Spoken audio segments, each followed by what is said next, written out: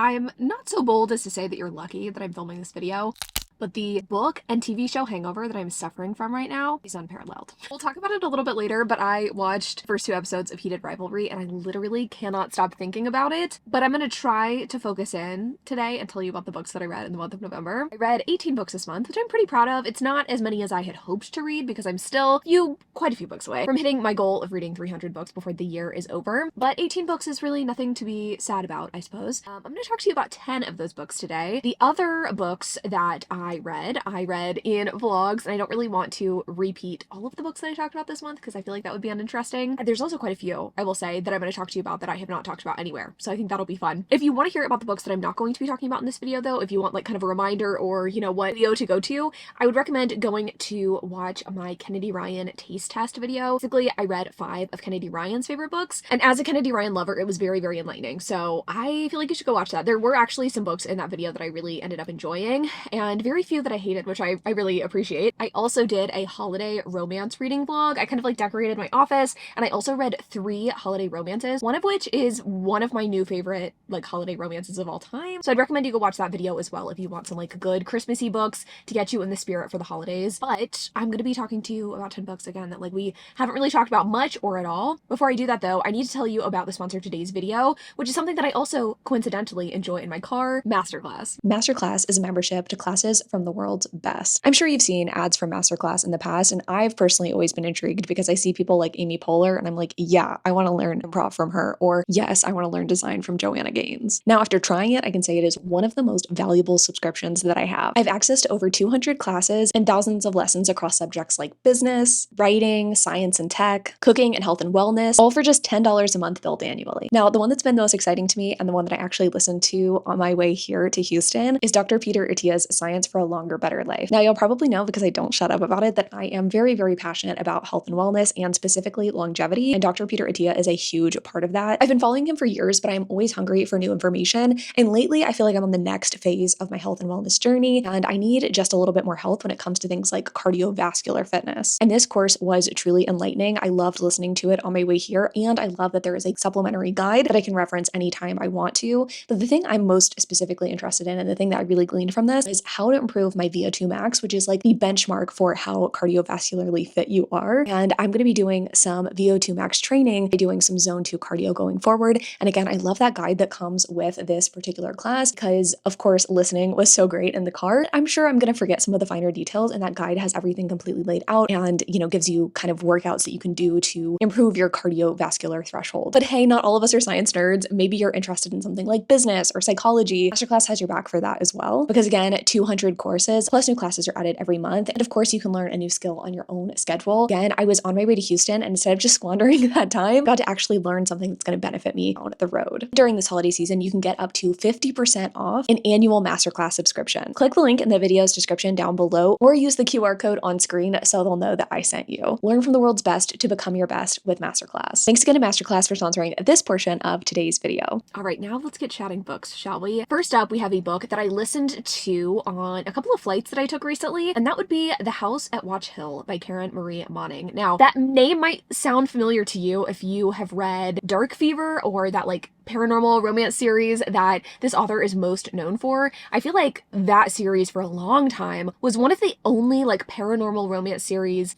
I don't want to say that people read, but I feel like it was very, very popular. And I liked that series because the romance started in the first book, but it really carried on through 5 books in a series. Whereas I feel like most paranormal romances that I picked up back in the day when that was like more popular as a subgenre, you would have a couple and their romance would be contained within a single book, right? So I knew that this book was going to be similar in that way, that we would get maybe a sprinkling of romance, but it would maybe not be as romance heavy as like later books in the series. Anyway, this book is about our main character, Zoe Gray. And at the beginning, we find out that her mom is suffering from cancer and is having a really tough time because they can barely afford these cancer treatments. And her mom is just really, really not doing well. Her and her mom have been traveling across the US for most of their lives, not necessarily sightseeing, but trying to make ends meet. Zoe has never been able to really like put down roots and connections. She does have one best friend who she made when she was little, and they have maintain contact, but for the most part, she's kind of alone in this world besides her mom, which is really challenging because very early on in the book, there's a house fire and Zoe's mom unfortunately passes away in that fire. And Zoe is left in shambles, right? She doesn't have any of her belongings. She doesn't have her mom. She doesn't know what she is going to do. On top of that, she doesn't have any money. She's in this really, really dire financial situation. And of course, what should happen? But basically, a fortune falls in her lap. She gets contacted by one of her deceased relatives that she didn't know existed, and she is invited to come to Divinity, Louisiana to claim her inheritance. When she gets there, she realizes that this inheritance definitely has more to it than meets the eye, and not only does Zoe find out that she has to live in this house for 3 years alone, spooky old house alone, she also has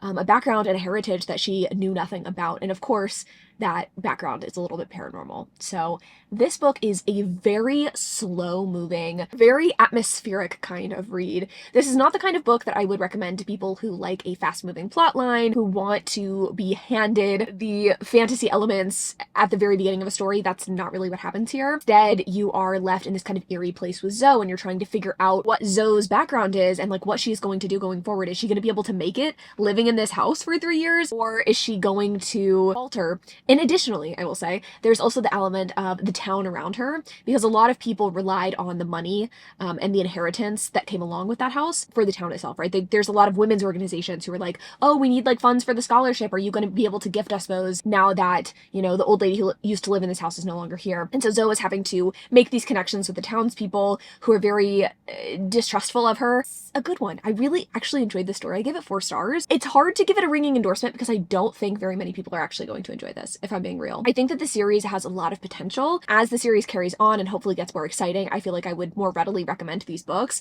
But since there's no other books out, it's hard to say, oh, you should rush out and pick this up. I really liked it. Like, it was exactly what I needed. In the fall, I kind of like to slow down with my reading, which sounds maybe a little counterintuitive, me trying to read 300 books and like slow down, whatever. But I'm just saying I like to take my time in some of these sort of slow moving books, I guess. I like to savor books. I have more patience, I would say, for a slow moving plotline. And I don't know, I really, really liked this one. If it all piques your interest, I would recommend it. If you like this author, I think that you would enjoy this book, but just know that it's even more slow moving than the first book in the Fever series. So yeah. Also, Zoe as a character is interesting. She's not quite as annoying as the heroine in that other series. You know, she does have some unlikable characteristics that might maybe rub you the wrong way. Okay, move on to Wild Card by Elsie Silver. So I read this for a Patreon/channel member exclusive vlog. It's a fun vlog. It was like a weekly vlog, pretty lengthy, and I read Wild Card in this video, and I actually really liked this one. Also gave it 4 stars. This one is about Sebastian and Gwen, and I was drawn to this book because it's an age gap, boyfriend's older brother, boyfriend's dad romance, which is like very scandalous, very spicy, very intriguing to me. I don't always love age gaps, but I was just in the mood. I was in the right mood, I think, the right time, right place for this book. So Sebastian and Gwen end up meeting at an airport when their respective flights are delayed. They have this connection that neither of them can quite explain, and I think Sebastian gives Gwen his number, maybe the other way around. They have plans maybe to like meet up in the future, even though they don't live in the same place. Like, why not, right? We have this connection. We had so much fun chatting, like, let's do this, okay? The connection never really works out. There's never really text conversations had, and of course we find out later that like it was a sort of a missed connection, a wrong phone number sort of situation, and the texts were unfortunately one-sided, and the other character was like waiting for that person to text them, and so there was this sort of like missed opportunity. And in that time, our heroine starts dating our hero's son. Our hero and his son have an interesting relationship. Unfortunately, our hero didn't know about the existence of his son until his son was fully grown. And so he's trying to connect with this young man, be in his life as a father figure, but also it's like challenging because he's grown up already, and like what kind of relationship can they have? He already has a stepdad that he loves. So that's really a big part, I would say, of Sebastian's story, is coming to terms with this relationship with his son and also finding his attraction for our heroine. Now, it's not like our heroine is with the boyfriend for very long. She's not like with this guy's son for very long. They're not super compatible, but it does put our hero in an awkward situation whenever she ends up in the town that he lives in. Like, she ends up getting a job as a yoga instructor in the town that our hero lives in. He doesn't want to like jeopardize, again, this relationship he's building with his son. So to be with our heroine, that's going to be really fucking challenging, honestly. But we do have some people who kind of like intercede and sort of make the relationship happen. Mostly this elderly gentleman that our hero is friends with. He is using yoga as a form of rehabilitation, and our heroine is helping him do that because she is a yoga instructor. Now, so much more to this story than just the sexual and romantic connection between Sebastian and Gwen. We also have, again, complicated relationship dynamics here. Sebastian and his son, our heroine, and her relationship with her body and with how people perceive her. She's very good at her job, but she is in a bigger body, and so her parents not only give her a hard time for that, but also wanting to be a yoga instructor in the first place, like, oh, you're too smart for this, you should do something else. That definitely comes up in the story. Like, our heroine has a little bit of, I don't want to say confidence issues, but that definitely comes up, some self-consciousness. So I really liked the story. I feel like it was very well-rounded, and I don't always feel that way about Elsie Silver's more recent books. I think the first two books in the series I didn't love because I felt like it was really all about the sexual connection, and I think that Elsie's at her best when she has these well-rounded characters who have flaws, who have realistic issues going on in their life, but romance comes into it and makes their life better and richer and fuller. And I really felt that here. I really liked it. I thought it was really sweet. I also feel like the sexual connection was really there too. The characters didn't hook up really early on in the book, which I was curious about. We definitely have some lead up into those sexual moments. So I liked this one. The other book better, I think the third book in the series more than this fourth one, but I gave both of them 4 stars. So I would recommend them. I think they're good. So next, okay, let's talk about these 2 Ali Hazelwood novellas. I did do a reading vlog where I read Ali Hazelwood books this month. I read Bound, I read First. Those are 2 novellas that recently came out. And then I reread The Love Hypothesis. I'm not going to talk about The Love Hypothesis here, but if you want my updated thoughts, go watch that vlog for sure. My opinions have changed a little bit on that book. But first up, let's talk about Bound by Ali Hazelwood. This is a dark academia paranormal romance novella. I think it was supposed to be Spotify exclusive, but you can now, I think, purchase it on Audible. And this one is about our con artist forger Veronica. She is a graduate student at a university, but she has this really great skill of being able to forge old books and shit like that and identify when things are forgeries. And this gets her into sort of a crime ring, if you will, where she is forging books and making money to pay off her grad school loans. Things get a little tricky when she is kidnapped one day by a mysterious gentleman who's really fucking sexy. And she finds out that this guy actually works at her university. He's a professor. He needs her to forge a book,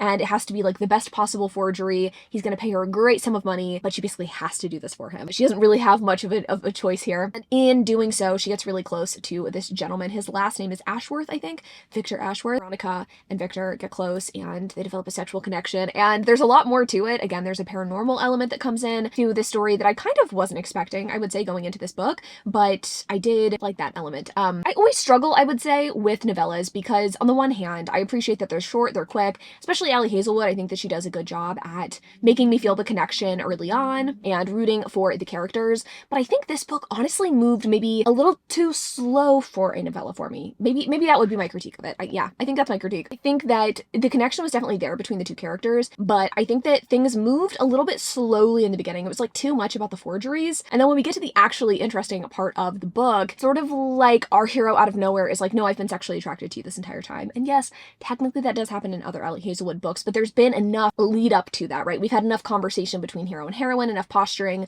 where it's okay for him to admit those things. Whereas in this book, it was okay, I'm working for you. We occasionally have conversations, but they don't really feel sexually charged. I tell you I'm sexually attracted to you. You're sexually attracted to me. Okay, we're gonna make this work. I don't know. It just felt a little bit rushed in some ways. I say rush. It's slow moving and then rush near the end. I don't know. I just feel the pacing was a little off, but that didn't mean that I didn't like it. I did enjoy this one. I don't know which one of these I liked more. I liked both of them. They're good. They're still not my favorite Ali novellas. If you want to know my favorite, it is Two Can Play. It's amazing. And apparently the physical copy of it is going to be coming out soon, which I will be snatching up. I also, you know what I need to do is snatch up another copy of The Love Hypothesis because for some fucking reason I can't find mine. So anyway, had to borrow that from the library, and I did actually listen to the audiobook for the first time, which was kind of fun. Let's talk about First, shall we? First by Ali Hazelwood. This book. I did purchase as a part of that, I don't know, dystopian sort of science fiction-y collection of novellas by a bunch of romance authors. I think a lot of people bought it just so they could read the Ali one, and yes, guilty as charged. I can't say that I was disappointed by First. It was definitely a departure from some of Ali's other stuff. It does make me very interested in if she's going to do an Omegaverse book in the future, outside of Bride and Mate, if we even want to call those Omegaverse. Anyway, let's chat. This is an Omegaverse romance, and the setup is pretty interesting. Basically, Earth no longer has regular tides, and the majority of Earth is flooded. The tides come in and ruin everything, and everything is just underwater. So people have to live in these kind of submarine-like enclosures. I think they're actual buildings, but they're surrounded by water pretty much at all times until low tide happens, which is not regular, doesn't happen often, and yeah, people are basically underwater all of the fucking time. There used to be these great houses that used to kind of rule this particular landmass, shall we say. Now, because of these tides and because we need like law and order, the military is more in charge of things. And it hasn't been a smooth transition, to say the least. I think the great houses still feel like they have a lot of power, but to be protected, they really need the military, who are a bunch of engineers, basically, who help make sure that everything is safe. They need them to keep things running. So things are, they're always at odds, right? And our hero is kind of the leader of the military, and he is at odds with one of these great houses. The main dude of this great house is kind of a dickhead, keeps antagonizing, you could say, our hero. Hero does the same thing back, and they're constantly at odds. And our hero's trying to figure out a sly way to kind of take this guy out, right? He decides he's going to attend the wedding of this man's son to an Omega to piss this guy off and hopefully provoke him, you know, the dad, and I guess technically the son. He decides he is going to claim first night with our Omega heroine, which is basically the idea that military leaders, especially ones that are really high up, can claim the first sexual, you know, night, the bedding, if you will, of an Omega, or just, I guess, anyone really getting married before their mate gets them, or their husband or whatever. I don't remember if they call them mates in this situation. I'm assuming maybe because it's Omegaverse. Anyway, Alpha claims our Omega, brings her to his penthouse, and he freaks her. It's a little more complex than that. I was actually surprised at how not smutty this book is. There's actually only, I think, one true sex scene in it. Hero actually, I mean, he does claim his first night. I mean, he claims it verbally, he claims it physically, but it doesn't happen until later on, I would say, in the book. It's really a lot of like political moves in the beginning. There's also a lot of like world building, if you will, to kind of understand this world, and also to understand maybe our heroine and kind of her place in the world as well. It's not what I would call a bunch of relationship building. Like you're definitely think that these two are sexually compatible and that they're gonna freak. I mean, I guess our hero is actually kind of enamored with our heroine though, because first night that he brings her there, right? Like the first night, he's like, okay, so do you want me to take my dress off? Like, how are we gonna do this? And our hero's like, wait, you're not scared that I'm gonna claim you? You're not terrified about any of this? And she's like, whatever, just, you know, do you want me naked? Like, what do you want? And he is really taken aback by this and really impressed by her candor and like her boldness. And that kind of carries on throughout the book. Yeah, the compatibility they have there, he's like really impressed by her. There's also some stuff there about her being a cold Omega, which is like unreadable essentially, that gets clarified, maybe fixed. I don't know if we want to go there. And I hope that this is not a spoiler to say, but there is some cucking involved, which I, again, was not necessarily expecting from an Allie Hazelwood book. So would I say I liked this book? What would my review be? I think that it was a fun time. Would love to see this explored in a greater context. I think that, again, she had to pack in a lot in this book. Maybe there wasn't the breathing room that I needed. Again, a lot of buildup, a lot of, okay, like, let's, you know, it's not even get to know each other, but it's like so much world building, and for what? You know, why aren't we freaking more? Listen, I wasn't even looking for a ton of sex scenes. I just like wanted more from the characters kind of getting to know each other, because our hero was definitely not a typical Allie hero. Don't pick this up if you are not into Dubcon. If you don't like hearing a hero say some like pretty gross things about our heroine before he gets with her. It's kind of posturing on his part, but it is, you know, aggressive, and definitely not, again, anything I've ever heard from an Allie hero. I think if you've read any sort of dark romance, you're not going to bat an eye at this. This is not crazy, but more gentle, tender souls amongst us. Just tread carefully, cautiously. So first, I think I would give 4 stars. I think I gave Bound and First 4 stars. I didn't love them. I liked them a lot and had a good time with them. You know, I read these for my birthday, and like, what a birthday. What a way to celebrate. Okay, let's move on. This is actually one of the books that I read for that Kennedy Ryan video, but I wanted to revisit it because, again, it's one of my best friend's favorite books, and I just can't stop thinking about it. It's Glitterland by Alexis Hall. This book really took me by surprise. I didn't know what to expect. We have Ash, who is this sort of like litfic author turned mystery thriller author. His career just has not gone how he wanted it to. He wanted to be kind of like elite, upper echelon, writing this litfic, and it didn't totally work out in the way that he wanted, so now he writes these mystery thrillers to kind of pay the bills, but he is very successful, you know, career-wise. He's also deeply mentally unwell. He has bipolar disorder. He has had, I believe, episodes of psychosis. He's had to be hospitalized for suicide attempts, and he's had a hard life. He's had a hard life, to say the least, and at the beginning of the story, you know, we really see that as he interacts with one of the people who's been there for him this entire time, who I can't fucking stand, to be honest. It's his best friend, who kind of makes him, like, feel shitty about the fact that he has, you know, mental health problems. But yeah, our hero, unexpectedly, on a bachelor night out, like a bachelor party, he ends up seeing this guy in the club, and he's like, this guy is like so not my type, but he is exactly what I need tonight. Like, he's sexy, beautiful. There's just something about the way that his body moves. Like, I need this man. He meets this man. His name is Darian. He's from Essex. He has a thick Essex accent, which I didn't read on page, actually. Listened to the audiobook of this and got to hear that Essex accent. He goes home with this guy. They have sex. It's amazing sex. Like, really, really good stuff. But afterwards, Ash is not anymore convinced that, like, these two are compatible, right? He's like, this guy, God, he's got a spray tan. He's wearing glitter. He's got this, like, huge quiff. I don't think we're like, we're not soulmates, right? I can't stop thinking about him. And they do end up hooking up again, and it turns into this sort of like situationship that just won't go away. And I didn't expect to be as charmed by this as I did. I think that this really does a good job at touching on the idea of like class and what it means to be with someone who is so different than yourself. Ash really has to contend with his own like prejudices and shittiness and classism when it comes to his relationship with Darian. I love the way that he groveled at the end of this book to try to get Darian back. It was really, really great. Yeah, I love the relationship here. I thought it was so, again, interesting, unique. I started this book, I was like, surely Darian's not the hero. Surely not, because of the way that Ash is describing him. Even though they're about to fuck, I was like, okay, like, maybe this is just a weird intro to a book, and we're just gonna get to know Ash's personality because he's hooking up with this guy, and that's like his thing, and he'll meet his hero later, but no, this is his hero. And yeah, God, I love both of them. I thought they were both really, really great. And there's just something also about the way this book is written. It is so beautiful, which I wasn't expecting. Like, the way that everything is described, it's just really lush and gorgeous and gritty, and especially, I will say, like, the mental health stuff too, really connected with me. Yeah, this is really good. I gave it, I think, 4 stars, or did I give it 5? I don't know. I think I gave it 4. I really liked this book. Alexis Hall is kind of hit or miss with me. I like some of their stuff. I don't love all of their stuff. I did really like this. So yeah, if you want to hear any of my thoughts again on any of Kennedy Ryan's faves, that link is in the description. And that video, again, was so enlightening, just understanding like what my favorite author's favorite books are and how that can inspire them. I'm thinking about that big time right now as I am endeavoring to write my own book.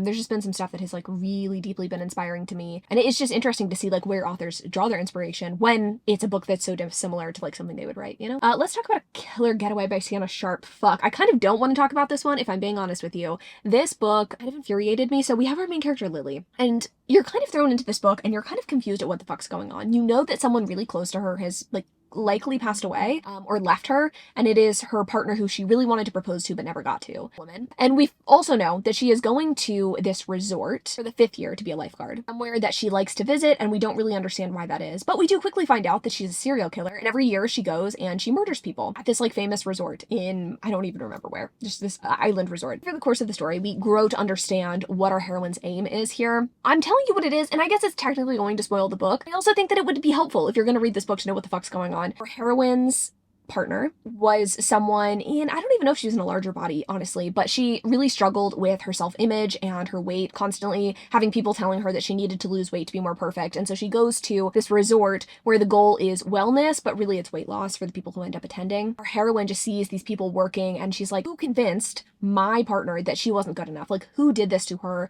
And so her goal is to kind of right these wrongs. And it's not even that she's looking for like one person in particular. She wants to dismantle the whole system by slowly picking people off one by one who have done really shitty things or have treated people terribly. And she's going back for her 5th year to do it again. But her plans are kind of foiled because there's this guy who's coming to the resort to kind of find out what happened the year prior. Why this random like music executive ended up dead.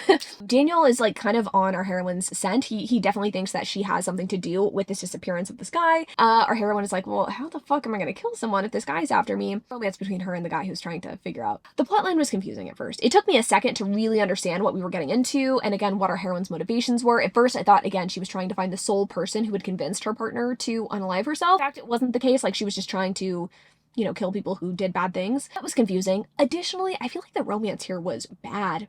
And I don't think I'd consider it happily ever after. I am gonna spoil this because I think it's just fucking crazy. Like, I would not expect this from a romance, but I'm gonna put a spoiler warning. You can skip it if you actually want to pick this book up. Basically, our heroine goes to prison. She does go to prison for, I think is it attempted murder? Is it murder? I don't know. She goes to fucking prison. Our hero making a podcast, recounting all of the things that he knows.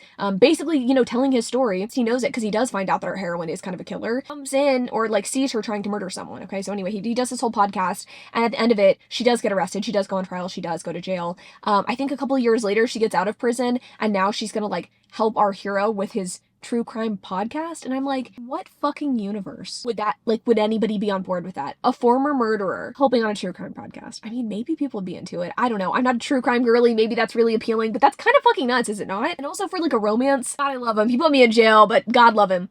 And I think it's supposed to be sort of like repentance and whatever. And like she she couldn't forgive him if he hadn't put her in jail because, like, he's such a good guy and it wouldn't have, you know, fit his personality. What the fuck? What the fuck was this book? I don't really consider this a romance. I don't really consider it a mystery thriller. I don't know what this was. It just really irritated me. There's also really no closure for our heroine's partner. Again, this is a spoiler. Our heroine's partner's actually not dead. She is in a coma. She is never going to wake up, but her parents will not allow her to pass on peacefully. She is, you know, hooked up to a bunch of stuff. It's just dark and not in a fun way. Not in a fun way. Didn't like it, and I read it for a video that I'm supposed to be working on, and it's not really convinced me to read the other books. Let me put it that way. So yeah, what a time to be alive. Okay, so I have this on my list. I'm not going to go into depth because this is actually a Goodreads Choice Word book that I ended up reading, The Favorites by Lane Fargo.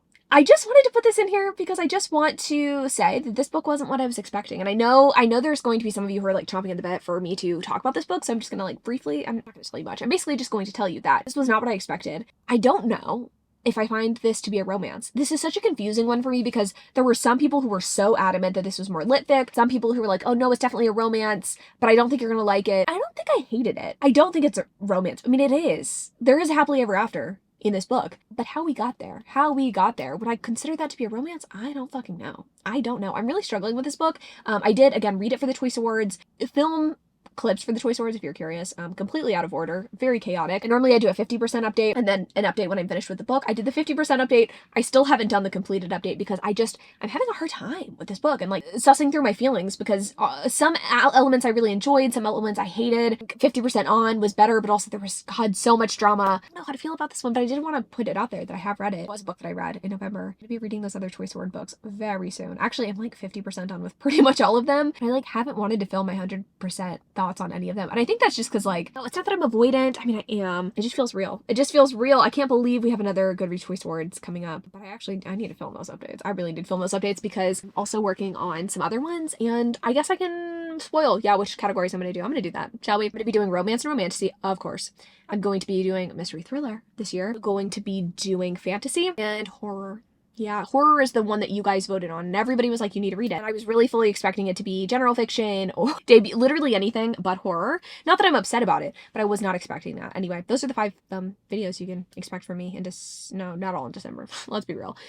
December, January. So I need to get cracking on those updates because I need to move on to other Choice Word videos. Okay, let's talk about Catabasis, shall we, by R.F. Kuang. I did a whole reading vlog on this one. Again, channel memberships, Patreon. If you want the details for a lot of things, they're over there. Catabasis I didn't like.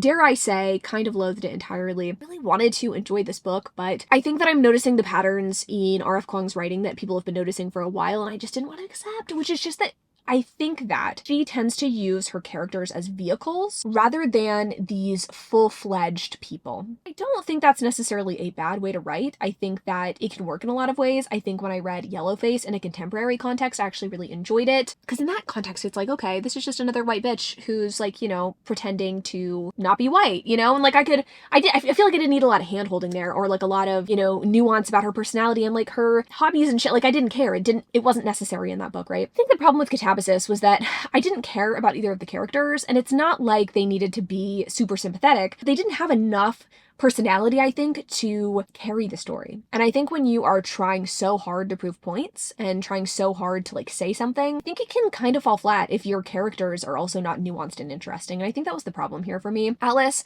as a character, was a little bit of a know-it-all, too much of an academic, and sure, I think that was the point, but there wasn't anything else there to, again, like lend her some nuance or some intrigue. I think the only time I felt that way was when she was describing her relationship with her professor, her relationship to sexuality in general. I thought that was actually kind of interesting. This want to be seen and to be perceived sexually and realizing like maybe that's not actually what she wants. I found that to be actually pretty interesting, but for the most part, I just didn't feel, again, a lot from these characters that I think would have lent something original and unique to the story. I think a lot of what was said here, I've read in other books in more interesting ways. And additionally, I felt like the plot itself, right? We're going to hell.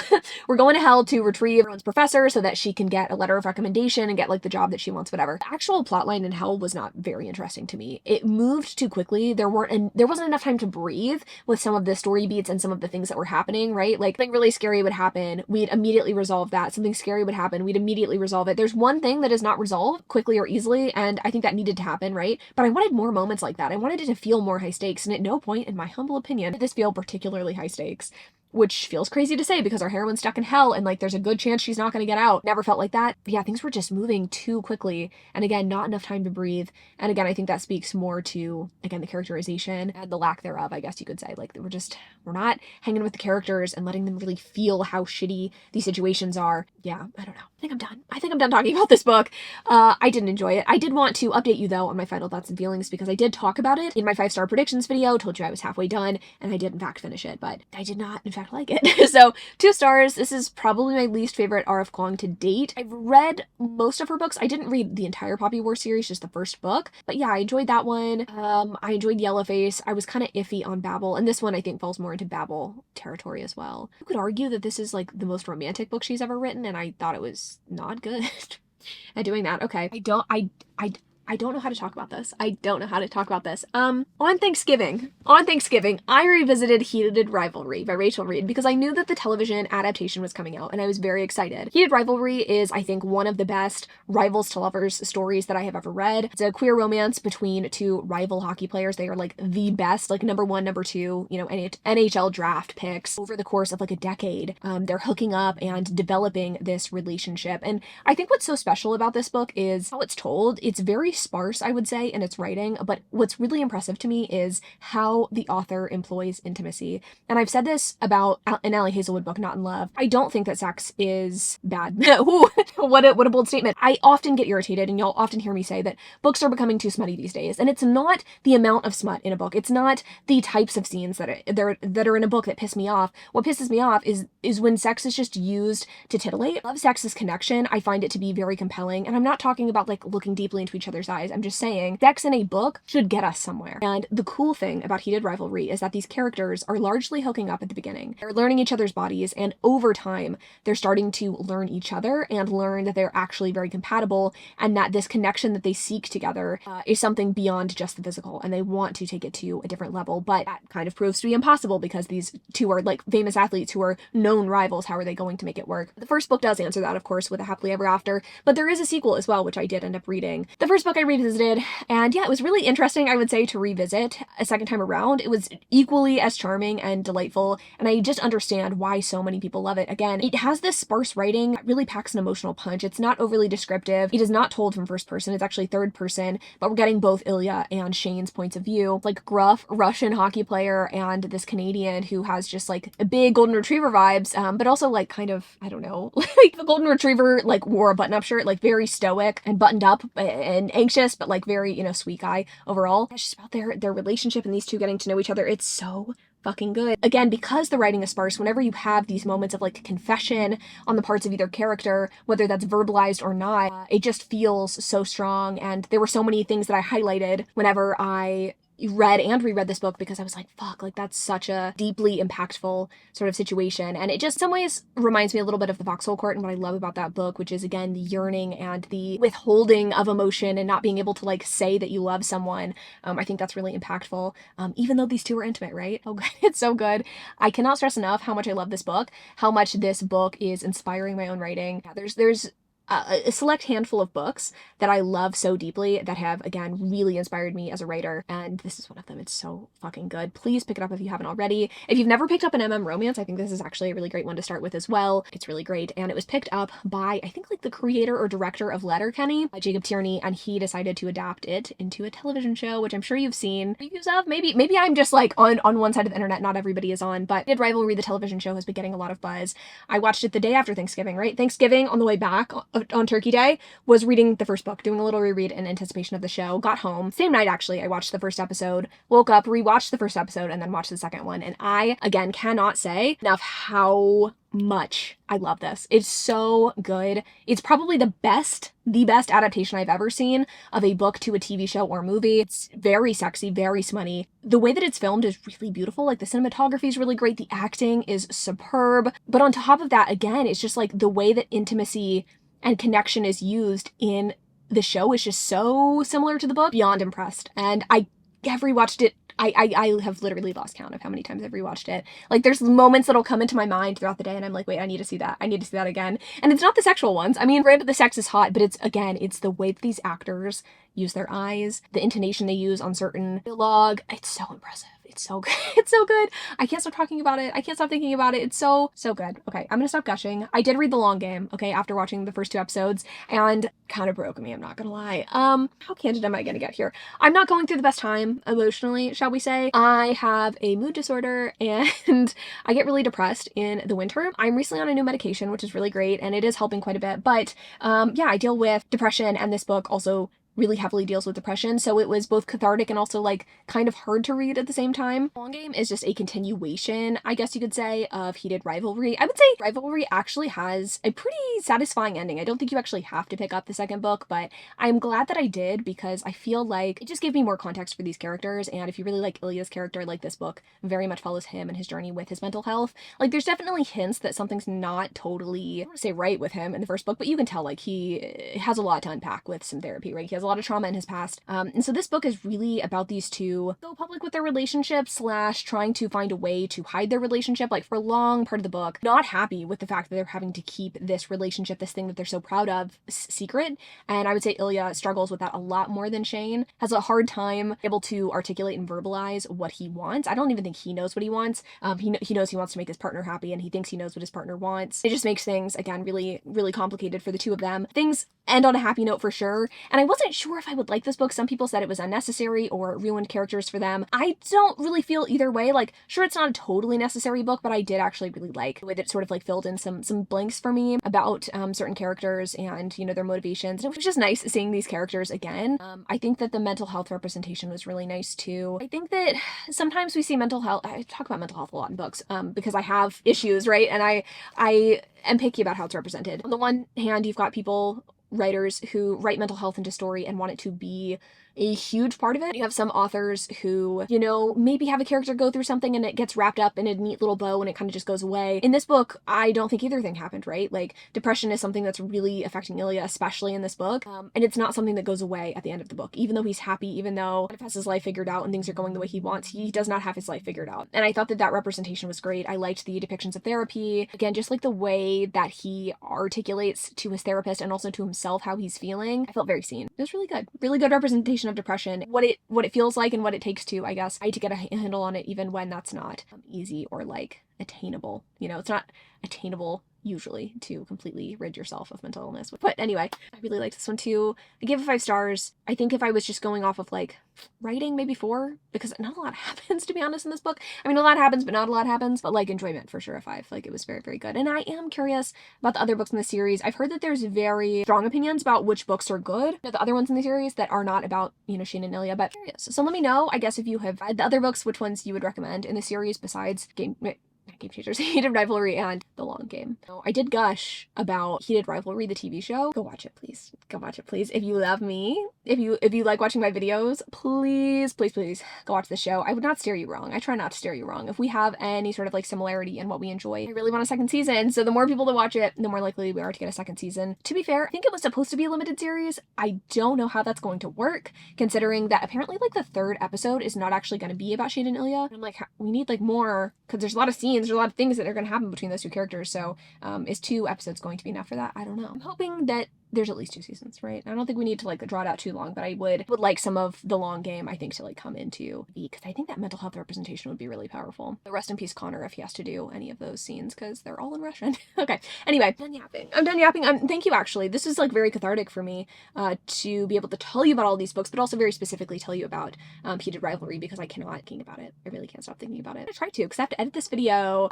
Thanks so much for watching. If you watched this video to the end and you enjoyed it, could you please put some hockey sticks in the comments down below? It genuinely helps me out. I know that sounds like corny, but if you're curious how it helps people out, essentially the more people that comment and like videos, more likely YouTube is to like show it to more people. Within like the first, I don't know, couple of minutes, hours that a video is posted, YouTube decides whether it's going to like recommend videos to people. And if no one is commenting, like, well, you're a fucking flop. Okay, flop city, and we're not gonna show your video to other people. So yeah, it really does help. I'm not a huge commenter myself, or at least I wasn't for a while until I learned that information and I was like, yeah, no, let's help the girls in the algo, you know? Like I want people to succeed. So comments are great. Hockey sticks, or let me know your favorite book the past month. I don't know. Let me know.